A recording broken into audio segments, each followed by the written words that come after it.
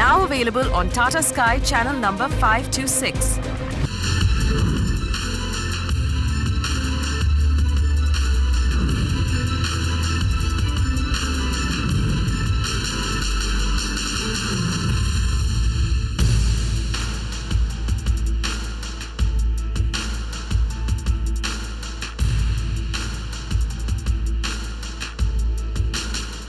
Welcome to this very interesting conversation with one of the youngest, fastest guns of the real estate sector, Anand Piramal. Anand, thank you so much for speaking with us. This is your Vaikund property in Thane. Very ambitious, newly launched. What sort of response have you received from customers so far? We've received a very positive response so far. When, as you know, we recently got funding from Goldman Sachs and Warburg Pincus. Yes. And we beat our expected targets by around 3 times without actually doing any kind of advertising. So we sold around 300 units over the last couple of months, and 150 were sold in the first 1 or 2 days. So it was a very successful project, and we're very proud of both our product teams as well as our sales teams. There are some very interesting changes you've made or innovations you've brought in to sort of suit the market, which you believe people really want. Tell us what they are. We start every project with customer research. Right. We want to try to be a consumer-centric company. What has the research told you about the customer? Really 3 things. One is that customers want greenery, that marble is not the luxury anymore, but really greenery and trees. And on the site, we've retained around 3,000 trees and built the project really around the trees in this, of the project. Secondly, so you have, from 6,000 trees right now, you'll keep half of those? Yes. Okay. We aspire to try to keep half of them. And I think we'll be able to do it. Secondly, we also want to... The customer spoke a lot about the importance of space, light and ventilation. Yes. And in a lot of our projects, which is a luxury in this city. Absolutely. Yes. So we've done a lot in terms of the design of the apartment. For instance, we have dual aspect homes with cross ventilation, floor to ceiling heights. We've actually wasted a little bit of FSI by putting the cupboards on the inside of the building so that there's more light in the apartments. The third suggestion that many customers spoke about was the importance of a community, that they want to be in a place where they can build friendships of a lifetime. And a lot of in terms of what other developers do in terms of the exclusive elevators, customers said, I don't get to meet anyone in these elevators. So we tried to invest a lot in creating a destination, in creating retail, very good amenities, small intimate spaces all around, so that you can really build friendships and relationships that last a lifetime. So here's the thing, given the kind of cash-rich company you are, which is a luxury really in this sector right now, a lot of analysts expected you to price yourself under the competition in order to beat the competition out, to just outprice everybody else. But you didn't do that. At 10,000 rupees a square foot, it's priced a little above market for the neighborhood that we're in, isn't it? If you look at the quality that we're providing in our apartments, it's higher than anything else in the neighborhood. And forget that, I think most new projects in South Bombay won't achieve the quality that we are achieving. Also remember that we have private equity players, and I remember when we did the deal, my father telling me that remember now we have somebody else's money and the moral responsibility is much greater. And remember, anybody who backs you, you need to repay their faith many times over. So although we do have investors, it is important for us to generate a return that we feel is fair and that justify all the effort and the costs that we're investing in the project. Since you brought up South Mumbai, there is a Bike project that you have now launched. It's a tough market right now. To do ultra luxury in central Mumbai, it's already a market that has a lot of supply coming in and very, very little sales. If you break up Mumbai or Greater Mumbai as probably the weakest in terms of sales at this point, how are you planning to making it work?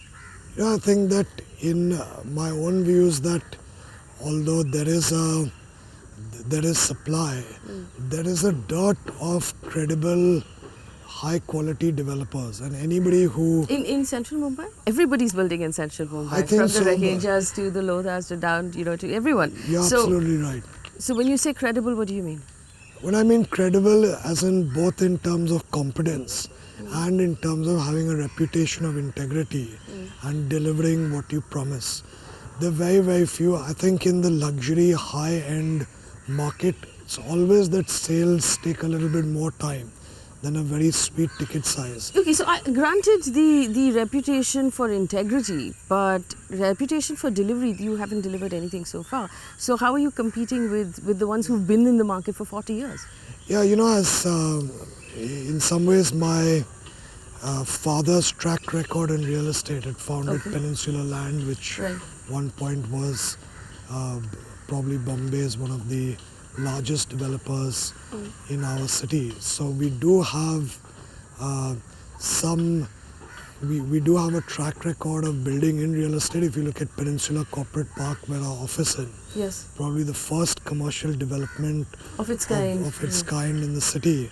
And if you look at anyone else in the road, the price premium is higher than any other property on its road because we invested in quality.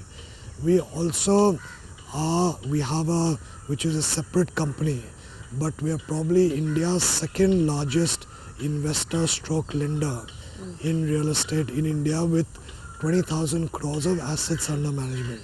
So we do understand the space in some way or the other, and we've grown this business over the years and have many other relationships and other things. So I would say in terms of knowledge, we are probably as well, if not better placed than any other developer to build really world-class But since you brought up the fund and the fact that you are actually in this market sitting on the largest fund dedicated to real estate in India, what opportunities are you looking at? What is the fund looking at right now in terms of cities, in terms of markets, in terms of opportunities? Where are the opportunities in this market? The fund is really a separate arm. Sure. I lead the development arm, and that is part of our listed entity. So I don't want to, I'm not the right spokesman to speak about the fund, but I would say I think it's a very exciting time for real estate in India. It's a capital-starved sector, and there's really a lot of opportunity in the long term and growth, pent-up Okay, so tell me demand. this, how much of the fund will find its way into Piramal Realty? None. So None. I feel proud to say that we've not, we have the highest standards of corporate governance. In our fund, we have APG and our infra fund and CPPIB in the real estate fund, and in our company we have Warburg and Goldman Sachs. So we've never borrowed a single rupee from our fund, even though it's probably be benefit to both sides. But we want to maintain the highest standards of corporate governance. I understand Warburg has dispersed half its investment and is putting some pressure on you to find more projects within the city. Is that true? What is the progress on that? We as developers and as a group have always grown a lot through mergers and acquisitions and deals. And with deals, it's important to find the right deal. It's not, it's not that we're looking at 100 deals a year. We want to do a few projects, really focus on execution and get really prime lands. So in many ways, we are actively in the market. But I don't think that Warburg or Goldman have ever put us under pressure to buy land. When the right opportunity comes, that's the time that we would So of the strike. total investment that's come in from the two, how much of it is being deployed, how much of it is active at this point, and how much of it is in the bank looking for the next project? So, I'm not, it's a private transaction and we are not legally allowed to disclose too much about the specifics of it. But it will be a proportion. Some of it will be used for existing projects and some of it will be used for future projects. I think it's just that for larger projects we have the firepower and the ammo to look at good land parcels, and when the right opportunity comes, we'll certainly look at it. You did mention that there are other funds also that are currently functioning. There's one, from what I understand, you're working with Ivanhoe on pure equity investments in real estate. What is the size of that fund? What will it do? So, again, that's part of our fund business, Yes. so I won't be the right person to comment on that. Not at all, not even a little bit? Not even a little bit. We have our PR people keep us very tight with the Okay, right blink for spokesman. yes and blink twice for no.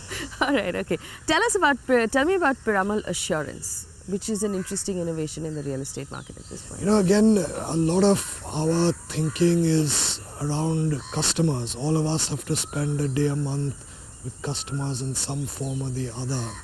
And a lot of research suggests that there's a big trust deficit in the sector, that customers feel that I'm putting my life savings in a company, but I don't have peace of mind. I'm always uncomfortable.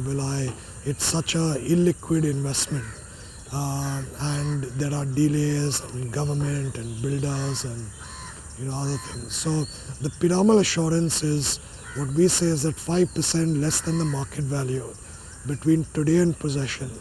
At any time, we will buy back the apartment. No questions asked. Whether you For like any our reason, face, I've just changed my mind. For whatever reason, you'll still buy it back. absolutely. So it's I think it perhaps puts pressure on our team that we really need to deliver world-class projects. It also, in some ways, I hope shows to customers that we believe in our own product, that we'll be able to buy it back, so that at a later stage we can sell it at a higher price, and we'd only offer it partly because we want to do what's right in the customer, but we believe in the product. Thirdly, for a lot of customers, feeling peace of mind that my investment is safe, that at least that if there is a rainy day or for whatever reason I'm not happy with the progress of the project, I have the opportunity to sell it back with the developer. So you're currently developing, from what I understand, 10 million square feet of real estate across the city of Mumbai.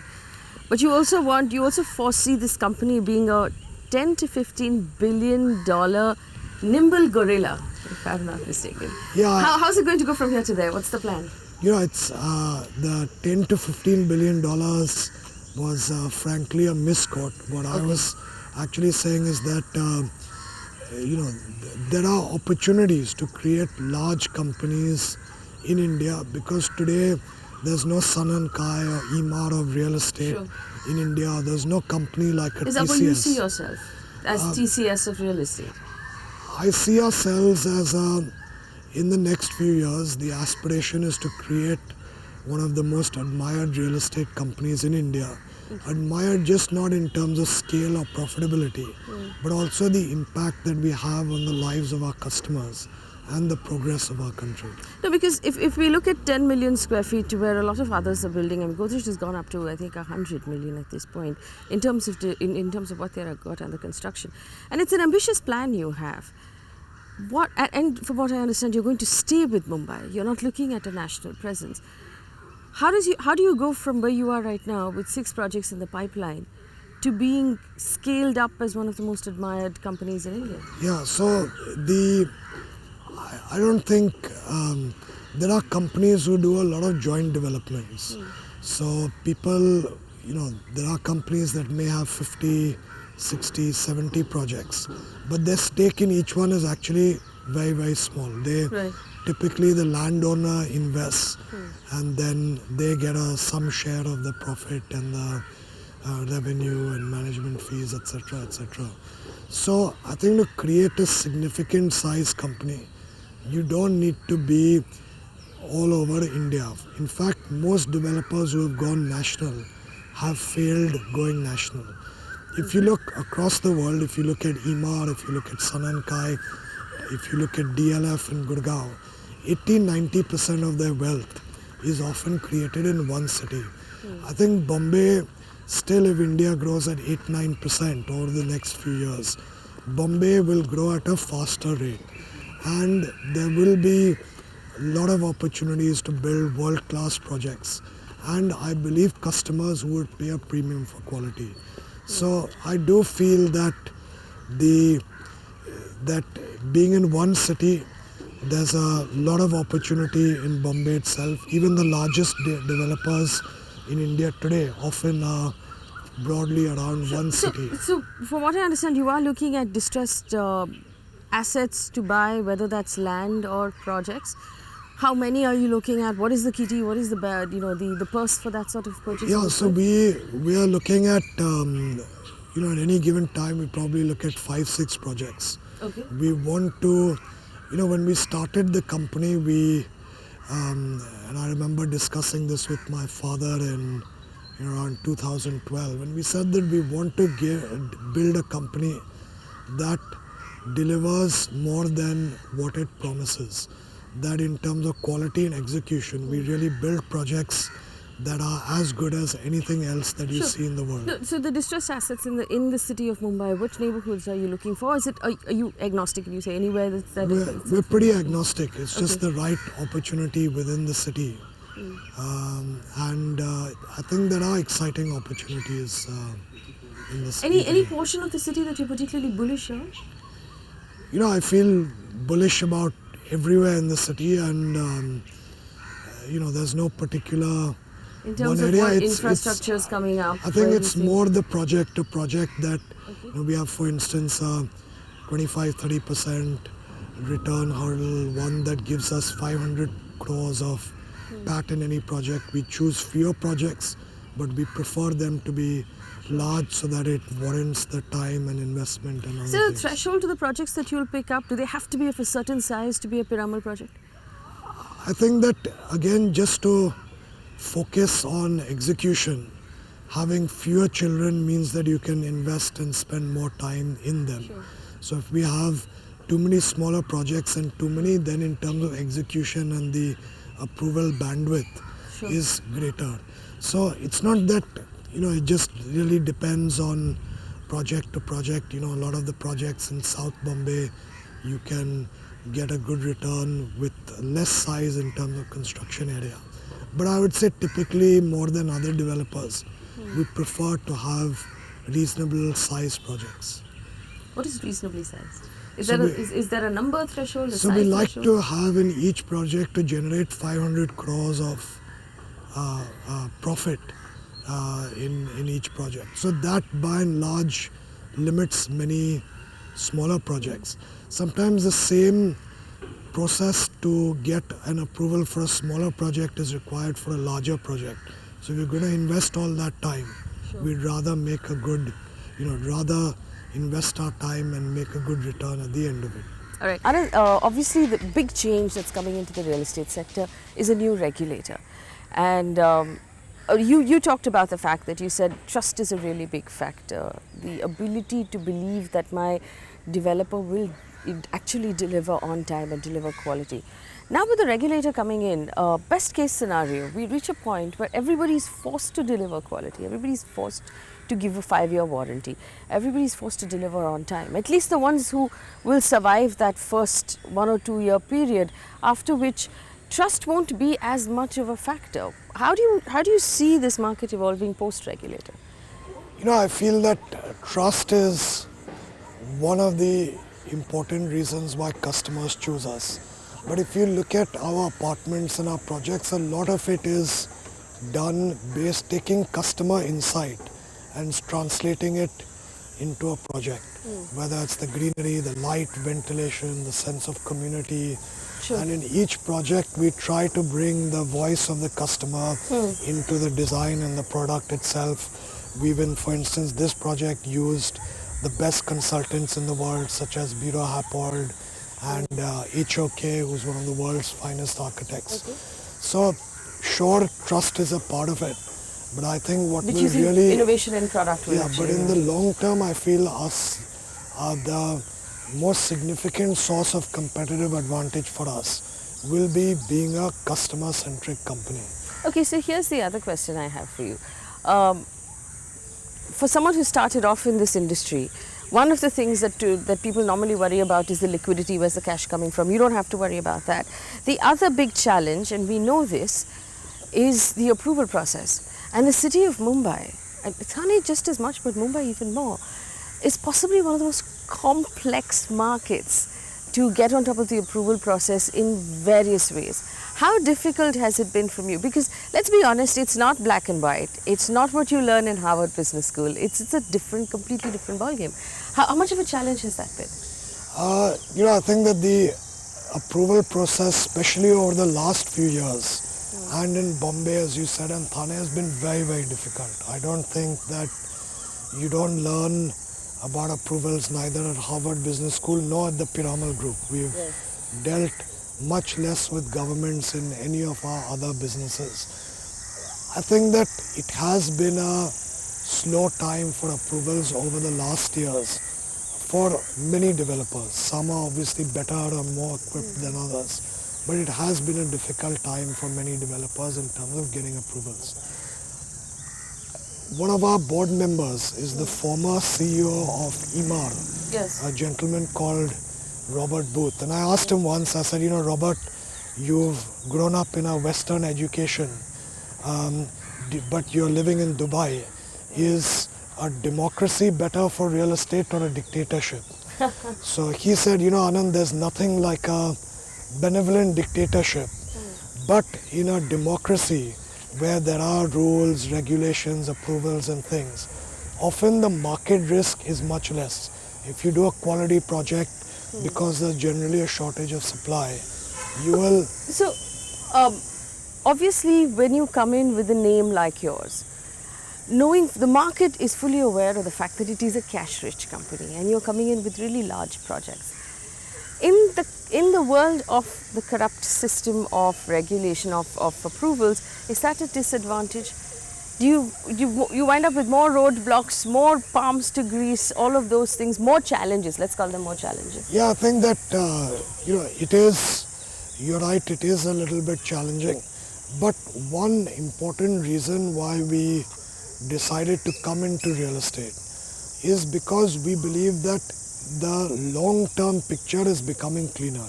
For instance, I think large-scale corruption in at least the places we operate in has reduced significantly to becoming zero. What about on the local level? Local is always quite challenging. The municipal commissioner himself in a recent talk said that for a typical real estate project, there are 199 approvals that are required to get development. And he himself has taken many steps to reduce this significantly. For instance, Municipal Commissioner Thane or Bombay? Municipal Commissioner in Bombay, but I would imagine that in Thane, the approval in process... Thane, where you're functioning right now, I mean, a couple of things have happened. One developer actually committed suicide in reaction to the kind of corruption we're talking about on the ground. We also know it's one of the worst markets right now for supplier corruption, where there is a cartel that says you have to take your sand from me, you have to take your cement from me. This is how Thane functions. For someone coming in from the, like you said, the Piramal Group, that's not had to deal with things like this up till now. Yeah. What is your game plan internally? What have you told your execution guys? How do they handle things like that on the ground? Yeah, one, we have to, and we also have very high quality foreign investors who have very high bar in terms of ethics and other things. And governance rules. And so I think that the last few years have been slow in terms of approvals. I think that the government realizes it. In India, it's difficult to change things overnight. And they have allowed, for instance, you to do many of the approvals parallelly rather than sequentially. And for many of the approvals to get consultants who can self-certify it. So I feel that one reason why we entered the space was because we felt that it's going to be a much more level playing field. And we feel that being a corporate has advantages. For instance, the real estate bill that's come. Sure. I think that it will help developers like us because it will, force transparency, force integrity. It will, in terms of be better for the Speaking of the bill, you did of course say that you're not looking at joint development deals at all. You're looking at buying the land outright, which is fair because you have the money to do it. But given the fact that the bill now mandates a 70% escrow account, including the cost of the land, Does that make it challenging to work out the feasibility of projects, especially in Mumbai and in Greater Mumbai, Thane, where you're going to be functioning? I think especially in Bombay and Thane, the land portion is such a high part. It's such a of massive the portion overall of your cost. yes. So since you can use it for land, actually it's not that it'll impact your cash flow in any material way anyway, because anyway, whatever the funds that we receive from customers, a lot will be about paying the land for some time because it is Bombay and Thane. So I don't feel that... No, but in the sense that the escrow account, which now mandates that everything 70% of what you receive from a customer goes into an account, you cannot withdraw from that account. You can only withdraw, let's say, slab-wise with construction. So that locks you in, which means that the capital that you're putting in to begin with has to be that much higher on every project. So will that limit your growth plans? Has that made you sort of sit back, look at your business plan one more time, saying, hey, we have to do this differently? The bill still has to be fully clarified state by state. But in our understanding to that particular point, a lot of you can still use a lot of that 70% for the land.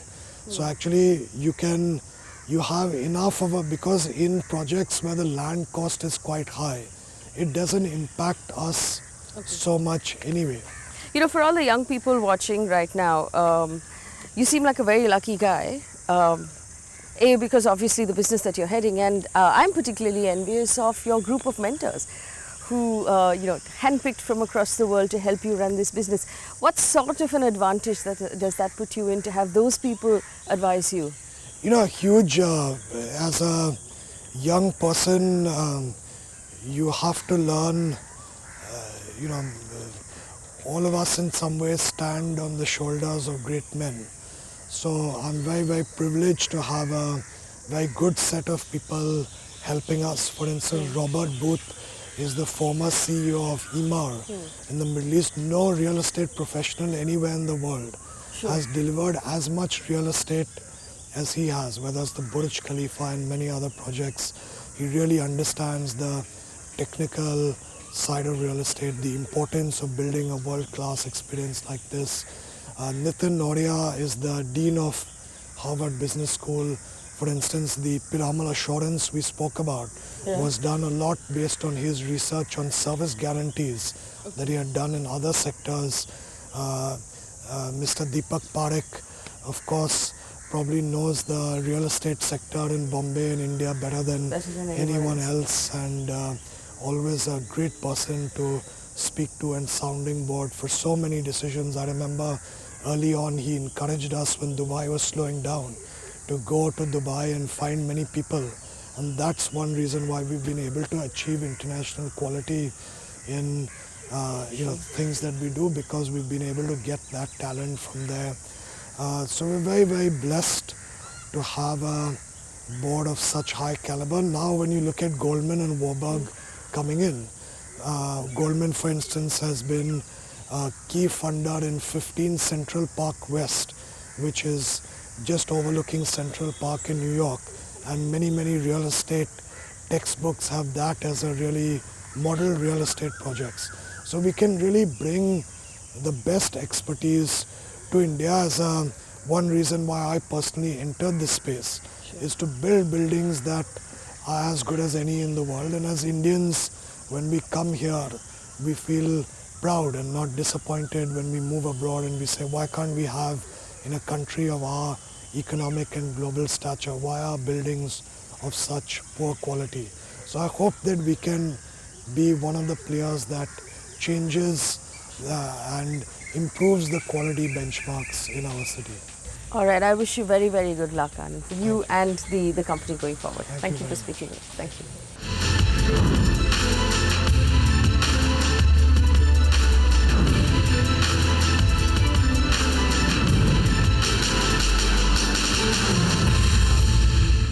You can watch live TV on our website mbnow.in.